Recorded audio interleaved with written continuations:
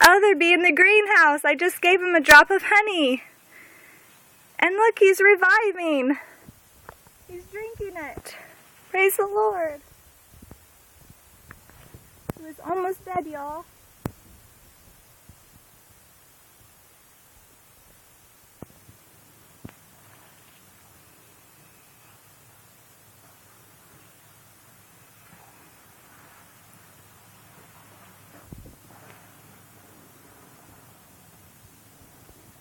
I come to the garden alone while the dew is still on the roses,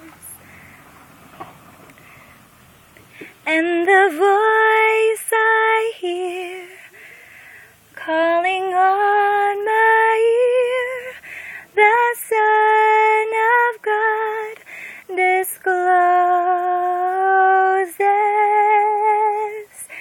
and he walks with me, and he talks with me, and he tells me I am his own, and the things he shares as we tarry there, none other